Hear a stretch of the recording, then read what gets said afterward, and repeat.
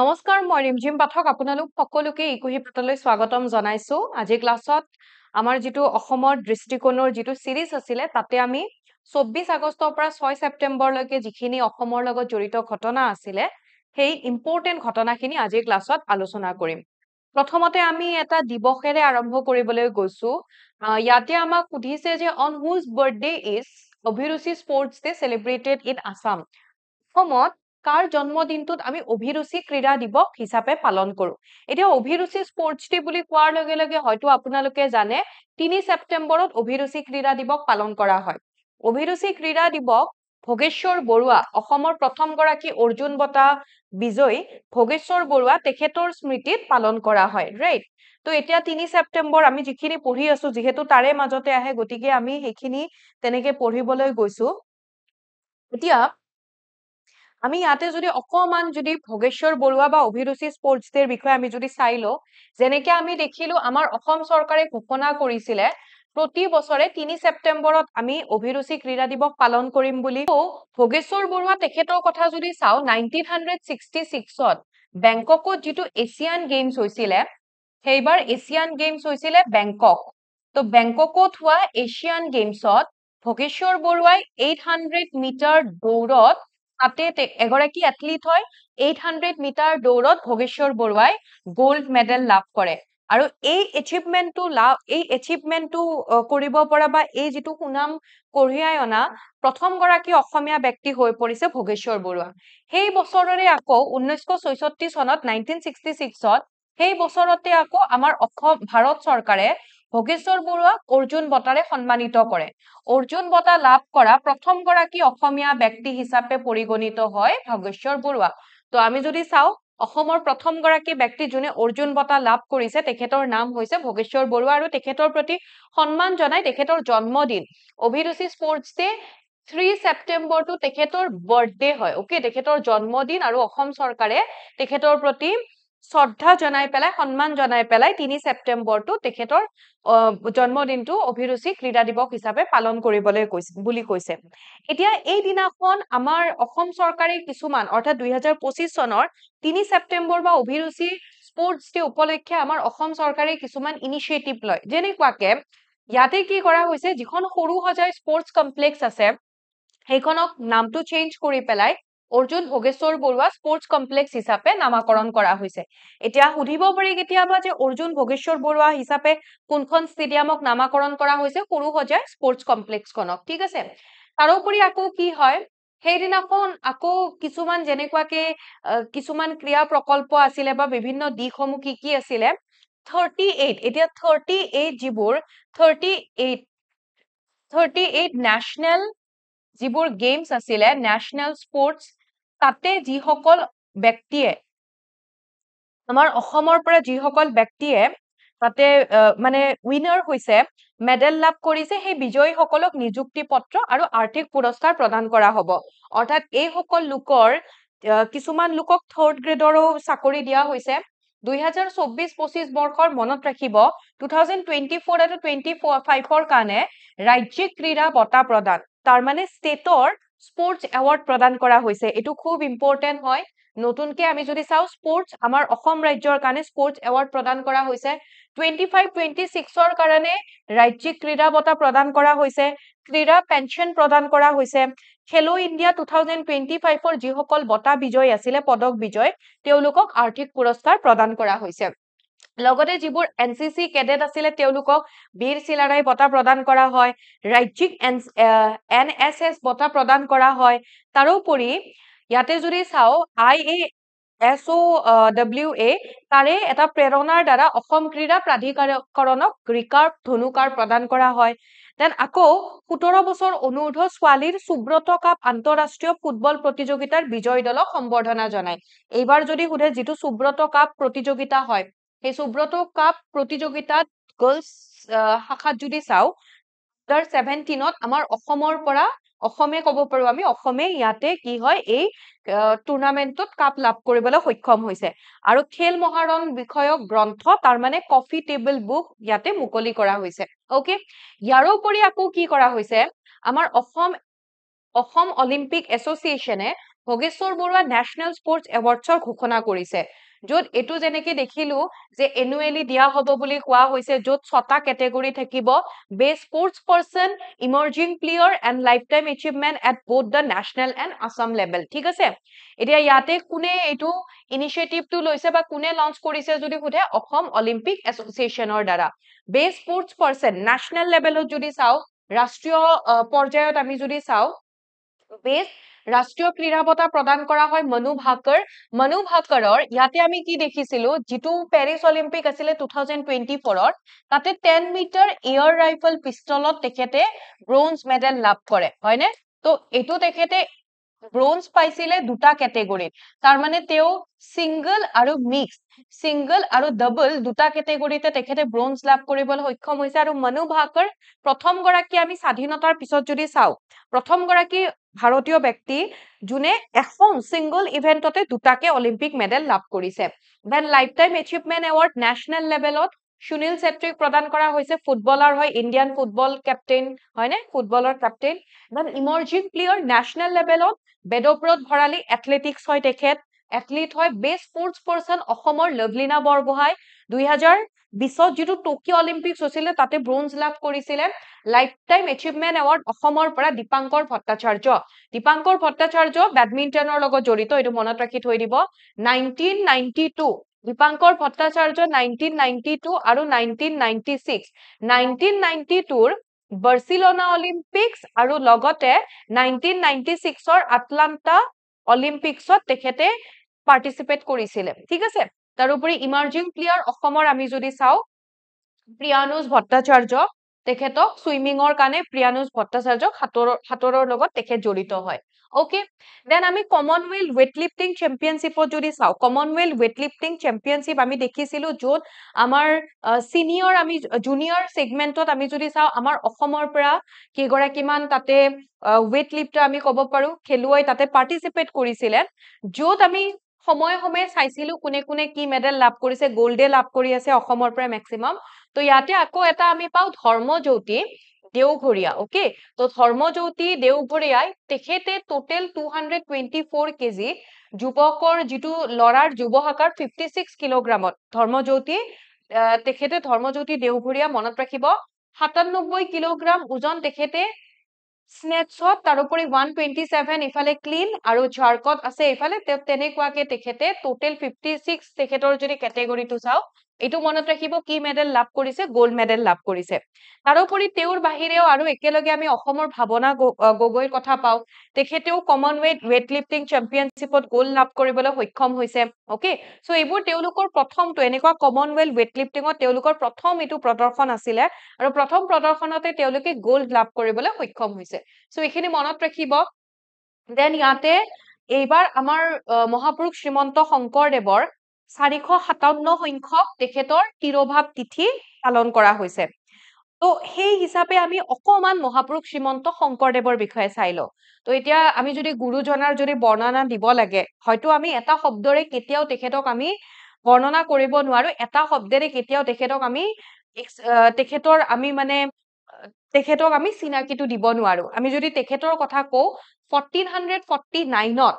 বৰদোৱাত মহাপুৰুষ বৰদোৱাৰ আলিপুখুৰীত নগাঁও জিলা বৰদোৱাৰ আলিপুখুৰীত মহাপুৰুষ শ্ৰীমন্ত শংকৰদেৱৰ জন্ম হয় কুকুম্বৰ ভূঞাৰ ঘৰত ভূঞাসকলৰ যিগৰাকী প্ৰধান তেখেতৰ ঘৰত অৰ্থাৎ কুকুম্বৰ ভূঞাৰ ঘৰত মহাপুৰুষ শ্ৰীমন্ত শংকৰদেৱৰ জন্ম হয় মাকৰ নাম আছিলে সত্যসন্ধা তেখেত 15-16 চেঞ্চুৰী 15-16 শতিকাৰ অসমৰ এগৰাকী পলিমাথ ধৰ্ম প্ৰচাৰক saint scholar poet playwright dancer actor musician artist social religious reformer লগতে আমাৰ অসমৰ কালচাৰেল সাংস্কৃতিক আৰু ৰিলিজিয়াছ হিষ্ট্ৰীত যিটো ভক্তি মুভমেন্ট অৰ্থাৎ ভক্তি মুভমেন্টৰ আমি গুৰি ধৰোতা বুলি ক'ব পাৰো অৰ্থাৎ তেখেতে একহৰণ ভাগৱতী নামধৰ্ম তেখেতে প্ৰচাৰ কৰিছিলে হয়নে তো এতিয়া আমি অকমান তেখেতৰ ৰচনাৰাজিৰ বিষয়ে চাই থৈ দিও তেখেতৰ যেনেকুৱাকে তেখেতৰ প্ৰথম যিখন লিটাৰেৰী ৱৰ্ক তেখেতৰ প্ৰথম যিখন সাহিত্যিক গ্ৰন্থ হৰিশ্চন্দ্ৰ উপাখ্যান সেইখন হয় মনত ৰাখিব বালিচলন অমৃত মন্থন ভক্তি প্ৰদীপ ভক্তি ৰত্নাকৰখন একমাত্ৰ তেখেতৰ সংস্কৃতত ৰচনা কৰা তেখেতৰ সংস্কৃতৰ সৃষ্টি হয় সংস্কৃতত ৰচিত সৃষ্টি নিমি নৱসিদ্ধ সম্বাদ, কীৰ্তন ঘোষা গুণমালা, তাৰোপৰি অংকীয়ানাট তেখেতে ৰচনা কৰিছিলে, কেলিগোপাল, ৰুক্মিণী হৰণ, পাৰিজাত হৰণ, পত্নীপ্ৰসাদ, ৰাম বিজয়, বৰগীত টোটেল অলমোষ্ট 240টা মান বৰগীত তেখেতে ৰচনা কৰিছিলে, কিন্তু সেইবোৰৰ বহুত কেইটা বৰগীত জুই লাগি যায়, ধ্বংস হৈ যায়, তাৰ ভিতৰত কেৱল 34টাহে বৰগীত ইয়াতে আছিলে। ঠিক আছে, আকৌ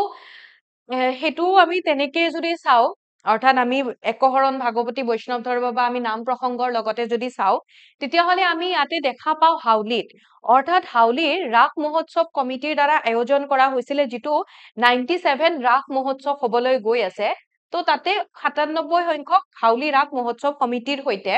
ইয়াতে অসমৰ 12খন জিলাৰ পৰা টোটেল ইয়াতে 7,009 গৰাকী মহিলাই একটা সুৰতে সত্ৰীয়া থিয়নাম পৰিবেশন কৰে, আৰু সেই সত্ৰীয়া থিয়নাম পৰিবেশন কৰি পেলাই ইয়াতে সেই মহিলাসকলে অসম বুক অফ ৰেকৰ্ড, ঠিক আছে, আসাম বুক অফ ৰেকৰ্ড বা সেই আসাম বুক অফ ৰেকৰ্ডত নাম সন্নিবিষ্ট কৰিবলৈ সক্ষম হয়। সো এইটো মনত ৰাখিব কিমান সংখ্যক মহিলা আছিলে, ক'ত পৰিবেশন কৰা হয়। The next এটা question দিছে, Pragjyotishpur medical college and hospital is which number medical college in Assam? Recently আমি এটা নিউজ পাইছো যে প্ৰাগজ্যোতিষপুৰ মেডিকেল কলেজ এখন গুৱাহাটীৰ, এতিয়া গুৱাহাটীৰ আমি যদি কওঁ তেতিয়াহ'লে এখন ছেকেণ্ড মেডিকেল কলেজ হ'বলৈ গৈ আছে, কিন্তু গোটেই অসমৰ যদি কওঁ তেতিয়াহ'লে গোটেই অসমৰ 14 নম্বৰ মেডিকেল কলেজ হ'বলৈ গৈ আছে, যিটো আমি অসমৰ আমি স্বাস্থ্যৰ ক্ষেত্ৰত বা মেডিকেল সেইখিনিৰ ক্ষেত্ৰত যদি চাওঁ তেতিয়াহ'লে এটা খুব ডাঙৰ আমি এচিভমেন্ট বুলিও ক'ব পাৰো। এতিয়া ইয়াতে অসমে 14 নম্বৰ মেডিকেল কলেজখন পাবলৈ গৈ আছে, যিখন গুৱাহাটীৰ দ্বিতীয় মেডিকেল কলেজ হ'ব, আৰু এইটোক এপ্ৰুভ কৰিছে নেশ্যনেল মেডিকেল কমিশ্যনৰ দ্বাৰা। আমাৰ অসমৰ প্ৰথমখন মেডিকেল কলেজ ক'ত প্ৰতিষ্ঠা কৰা হৈছিলে মনত আছেনে আপোনালোকৰ? আগতে বেৰী হোৱাইট মেডিকেল কলেজ বুলি জনা গৈছিলে, যিখন আসাম মেডিকেল কলেজ ডিব্ৰুগড়ত অৱস্থিত, সেইখন হৈছে আমাৰ অসমৰ প্ৰথমখন মেডিকেল কলেজ। ইয়াতে কলেজখনৰ ডিটেইলছ, অৰ্থাৎ যিখন 14 নম্বৰ মেডিকেল কলেজ হৈ দিয়া হৈছে, একাডেমিক ইয়াৰ কিমান হ'ব বুলি কৈছে, 2025-26 টো এই একাডেমিক ইয়াৰত আৰম্ভ হ'ব, আৰু ইয়াতে টোটেল 50 MBBS ষ্টুডেণ্ট, প্ৰথম বেটছটোত 50 গৰাকী MBBS ষ্টুডেণ্ট বহাৰ ইয়াতে সুবিধা আছে। ইয়াতে এতিয়া আমি অসমৰ মেডিকেল কলেজসমূহ যদি ইয়াতে আমি চাই লওঁ, যেনেকে Assam medical college and hospital, যিখন অসমৰ প্ৰথম হয়, কিমান চনত প্ৰতিষ্ঠা কৰা হৈছিলে এইটো জনাবচোন আপোনালোকে। 1900, অকে, 1900 চনৰ ভিতৰত, আৰু তো এইখিনি মই এটা হিন্ট দি দিলো। তো ডিব্ৰুগড়ত অৱস্থিত Diphu medical college, Dhubri medical college, Fakhruddin Ali Ahmed medical college, যিখন বৰপেটাত অৱস্থিত হয়, তাৰপাছত Guwahati medical college, Jorhat medical college, Kokrajhar medical college, Lakhimpur, Nagaon, Nalbari, Silchar, Tezpur, Tinsukia, আৰু 14 নম্বৰখন হ'বলৈ গৈ আছে Pragjyotishpur medical college and hospital. ঠিক আছে, এইখন। অকে, এতিয়া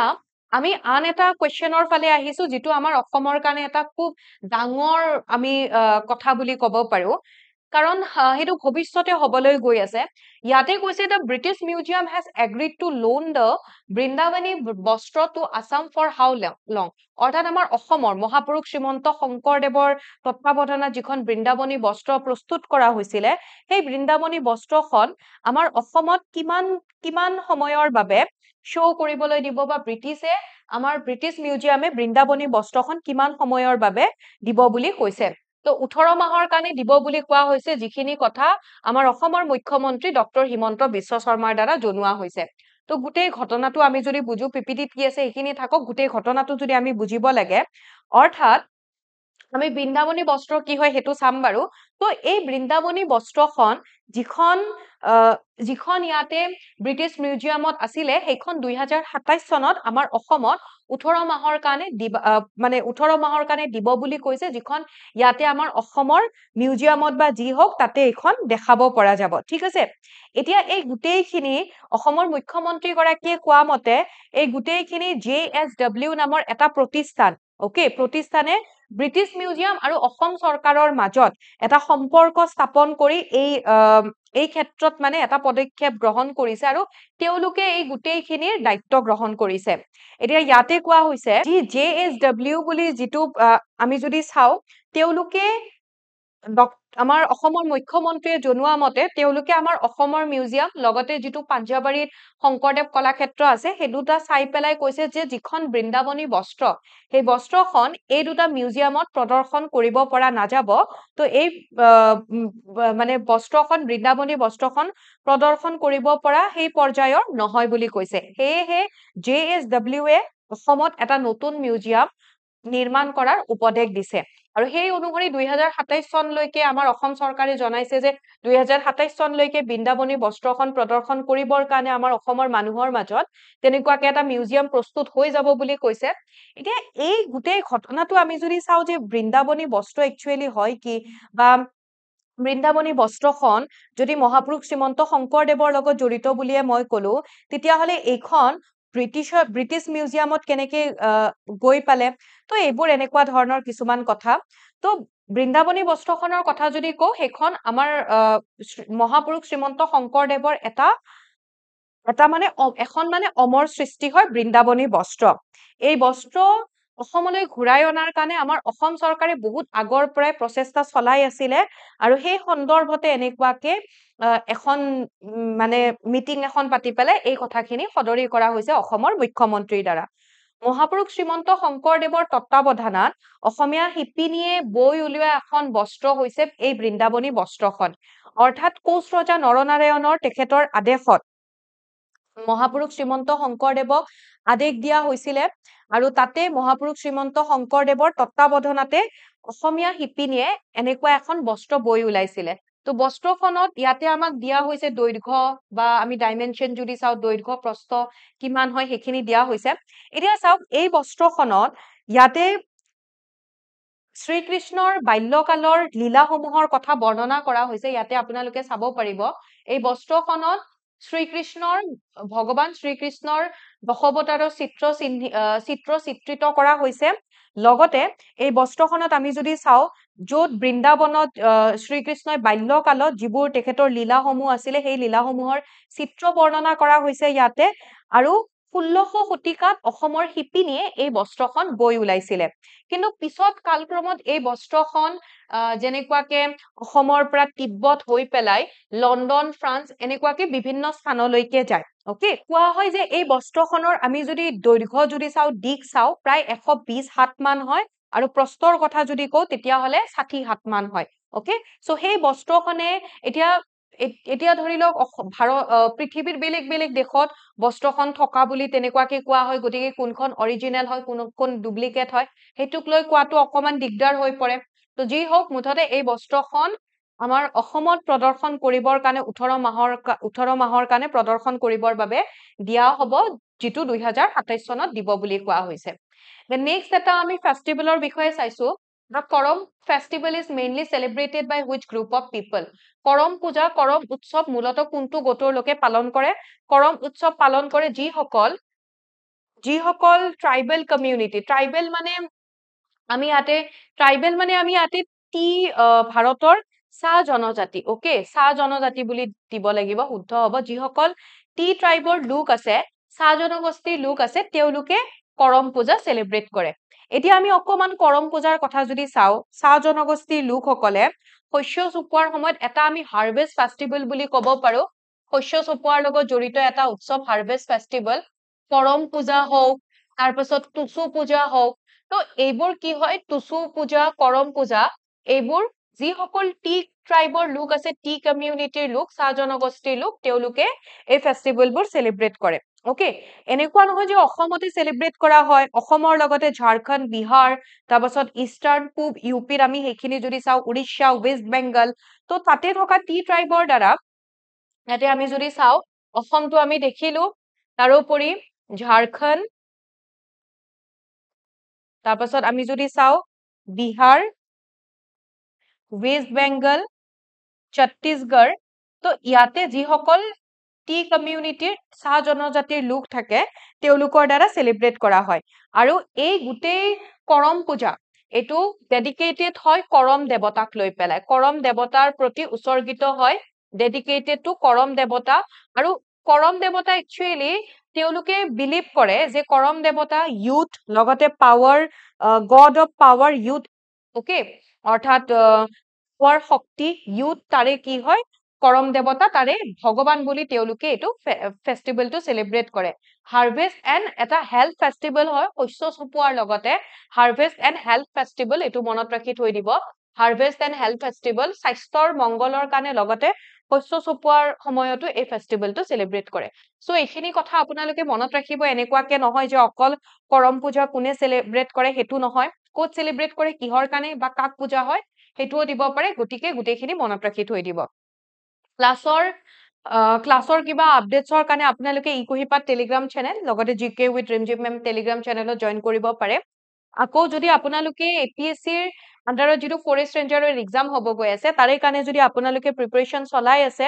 কিবা যদি আপোনালোকক প্ৰয়োজন হয় তেতিয়া হলে আপোনালোকে তলত দিয়া নম্বৰ দুটাত যোগাযোগ কৰিব পাৰিব আশা কৰিছো ক্লাছটো ভাল পাইছে কিবা আপোনালোকৰ ডাউটছ থাকিলে জনাবলৈ নাপাহৰিব আজি ইয়াতে এৰিছো লগ পাম আন এটি ক্লাছত থ্যাংক ইউ সো মাচ